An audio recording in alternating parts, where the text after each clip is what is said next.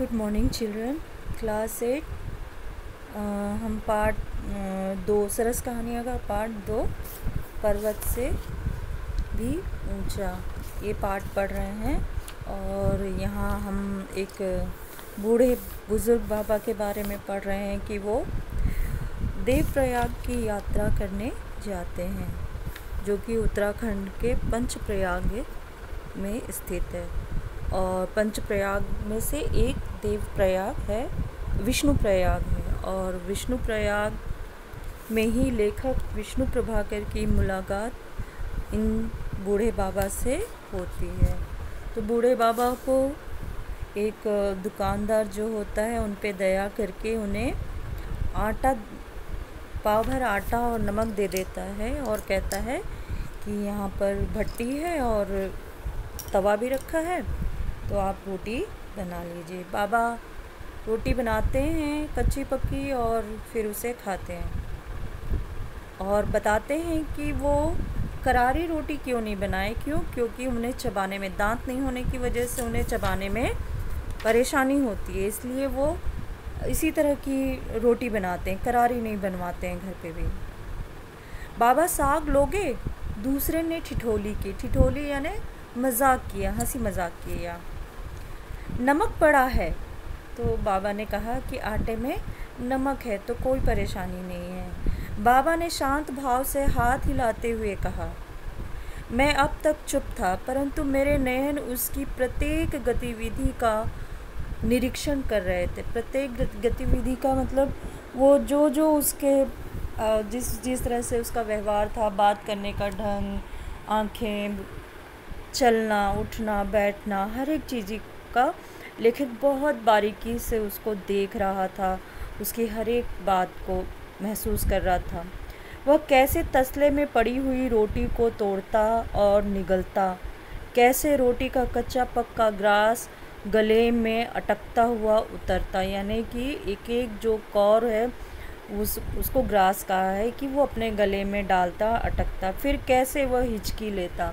रोटी सूखी थी तो हिचकी तो आनी ही है, और वो भी गले में सूखा हो जाता है। सब्जी तो चाहिए जो गीली होने के कारण निगलने में आसानी होती है, जो कि बाबा रूखी सूखी रोटी खा रहे थे। लेकिन उससे कोई शिकायत नहीं थी, उस समय भी उन्हें कोई शिकायत नहीं थी, उनके लिए वही बहुत था। यह एक चरित्र की विशिष्टता होती है कि वो बस विश्वास होता है उसका। किसी ने फिर कहा, बाबा मरेगा, यानी कि जो गले में हिचकी आ रही है, रोटी बार बार अटक जा रही है, ये उसकी जान ले लेगा। दूसरा कुछ घृणा से बोला। दूसरा व्यक्ति जो है बाबा की तरफ घृणा से देखते हुए बोला, अरे यूं ही मांगता खाता चला जाएगा, ऐसे दम्भियों को मौत नहीं आती। यानी ऐसे दम्भियों को, ऐसे बुरे लोगों को या ऐसे जो ठग होते हैं उनको कोई मौत नहीं आती है। मैंने एक बार उस व्यक्ति को देखा और फिर बाबा को। कहने वाला संपन्न व्यक्ति था, यानी जिसने ये बात कही थी वो अच्छे खासे घर का व्यक्ति था, संपन्न धनी व्यक्ति था। वो उसी श्रेणी का था जो कहीं भी हो नियम से दिन में 4 बार खाते हैं, जिनके आगे पीछे नौकर घुमा करते हैं, उस पर भी वह श्रम के भार से पिसते रहते हैं, और फिर भी वो कहते हैं कि वो बहुत परिश्रम करते हैं। उनके लिए बाबा की जाति के नर कंकाल, जो केवल श्रद्धा के बल पर बीहड़ वनों, विकराल नदियों और भयानक पथरीले मार्गों को पार कर जाते हैं, दम्भी और पाखंडी ही होते हैं। ऐसे लोगों के लिए जो मात्र दिखावे की ज़िंदगी जीते हैं, उनके लिए बाबा जैसे व्यक्ति जो कि सिर्फ श्रद्धा के बल पर वहाँ पर तीर्थ यात्रा पर निकल पड़ते हैं, जिनके पास कुछ नहीं होता है, जबकि अमीर लोग हैं, रुपया पैसा कपड़ा सब कुछ लेकर चलते हैं कि पहनने के लिए, खाने के लिए, ठंड से किसी भी तरह की कोई भी परेशानी न हो यात्रा में। जबकि बाबा जैसे लोग सब कुछ ईश्वर के भरोसे कि उसके रास्ते जा रहे हैं तो कहीं कोई तकलीफ़ नहीं होगी, वही देने वाला है, आज भी वही दे रहा है, कल भी वही देगा, ये ईश्वर पर उनका विश्वास होता है। और इसी विश्वास के साथ में बाबा चले थे। तो ऐसे लोगों को क्या पता कि उस श्रद्धा में क्या है। अमीर लोगों को उस बूढ़े व्यक्ति की श्रद्धा का कहीं कोई अंदाज़ा नहीं है। कुछ अच्छा नहीं लगा। क्या बाबा सचमुच दम्भी हैं? लेखक सोचने लगा कि क्या सचमुच में ये बुरा व्यक्ति है। मेरी दृष्टि फिर उस पर जा ठहरी। वह रोटियां निगल कर फिर नल की ओर जा रहा था। उसके पैर पूर्ववत लड़खड़ा रहे थे। वो पहले की तरह ही उसके पैर जो थे वो लड़खड़ाए जा रहे थे, क्योंकि उम्र बहुत ज़्यादा थी उनकी और पैर लड़खड़ा रहे, लेकिन हौसला नहीं लड़खड़ाया। उनके आत्मविश्वास में, उनके दृढ़ संकल्प में कहीं कोई कमी नहीं थी कि और उस उम्र में भी वो कैलाश की यात्रा पे निकले थे। लेकिन गलती से वो कहाँ पहुँच गए, यहाँ पे अभी कहानी में वो बताएंगे।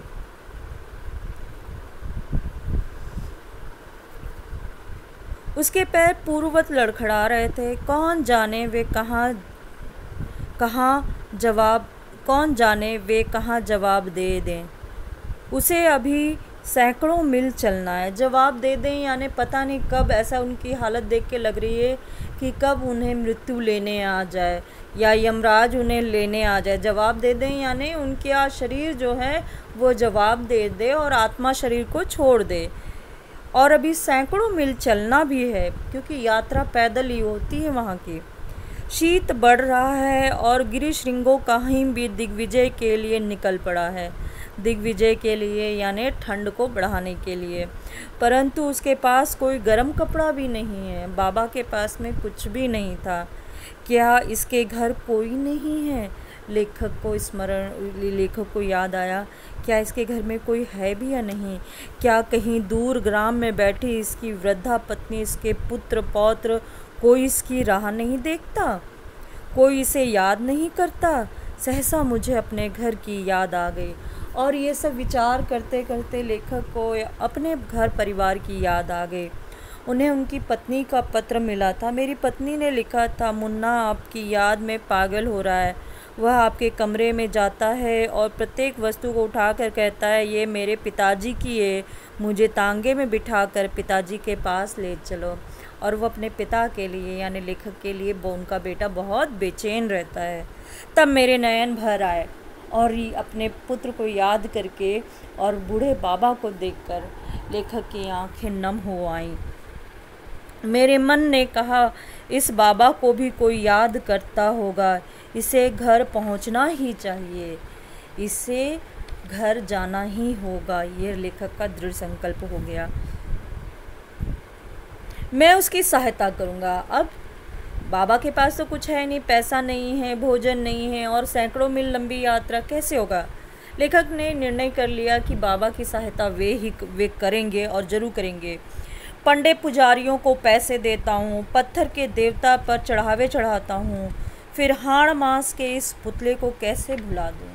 लेखक ने सोचा कि मैं पंडे पुजारी हैं जो कि कुछ भी अंट संट करके, आडंबरों में, दिखावे में, पाखंड करके हमसे पैसे वसूलते और हम देते भी हैं उन्हें, और पत्थर की मूर्ति को भी चढ़ाते हैं। तो जो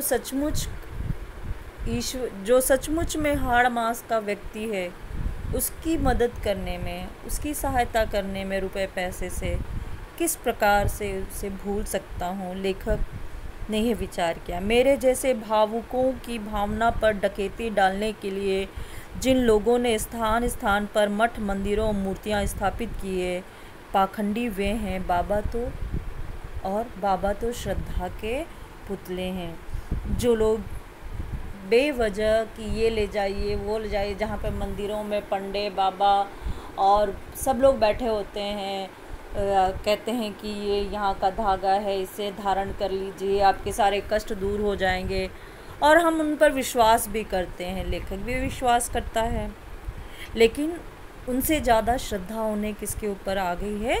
बाबा पर आ गई है।